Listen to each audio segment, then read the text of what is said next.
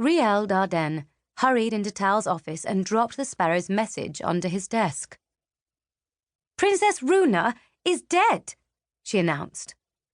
She wouldn't describe her mood as excited exactly, but her own kingdom, Seldaria, and their northeastern neighbor, Borzval, had lived in a state of tension for so many decades that it was hardly noteworthy when, say, a Seldarian merchant ship sank off Borzval's coast or patrols came to blows near the border. But a murdered Borzval princess, that was news, and Rielle wanted to dissect every piece of it. Tal let out a sigh, set down his pen, and dragged his ink-smudged hands through his messy blonde hair.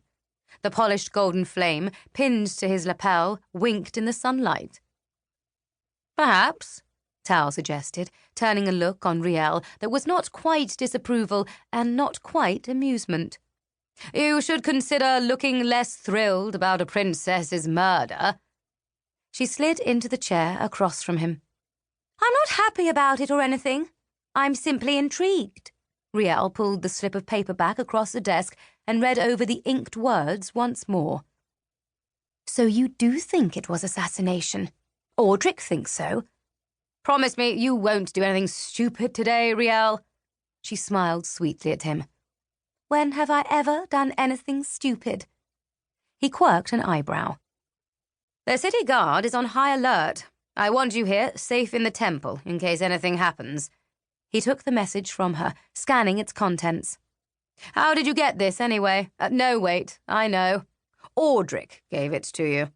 Rielle stiffened. "Audric keeps me informed. He's a good friend." "Where's the harm in that?" Tal didn't answer, but he didn't have to. "If you have something to say to me," she snapped, colour climbing up her cheeks, "then just say it. Or else let's begin our lesson." Tal watched her a moment longer, then turned to pick up 4 enormous books sitting on the shelf behind him. "Here," he said, ignoring the mutinous expression on her face. "I've marked some passages for you to read. Today will be devoted to quiet study, and I'll test you later, so don't even think about skimming." Rielle narrowed her eyes at the book on the top of the stack. "A Concise History of the Second Age, Volume 1. The Aftermath of the Angelic Wars." She made a face. "This hardly looks concise." "It's all a matter of perspective," he said, returning to the papers on his desk. Rielle's favourite place in Tal's office was the window seat overlooking the main temple courtyard. It was piled high with scarlet cushions lined in gold piping, and when she sat there, dangling her legs out into the sun, she could almost forget that there was an enormous world beyond the temple and her city, a world she would never see. She settled by the window, kicked off her boots, hiked up her heavy lace-trimmed skirts, and rested her bare feet on the sill. The spring sunlight washed her legs in warmth, and soon she was thinking of how Audric blossomed on bright, sun-filled days like this one, how his skin seemed to glow and crackle, begging to be touched. Tal cleared his throat, breaking her focus. Tal knew her far too well. She cracked open A Concise History, took one look at the tiny, faded text, and imagined tossing the book out the window and into the temple courtyard, where citizens were filing in for morning prayers, to pray that the riders they had wagered upon in today's race would win, no doubt. Every temple in the capital would be full of such eager souls, not just there in the pyre.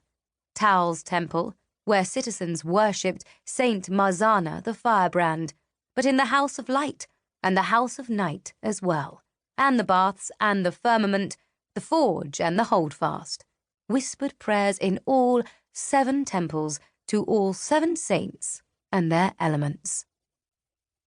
Wasted prayers, thought Rielle with a slight, sharp thrill.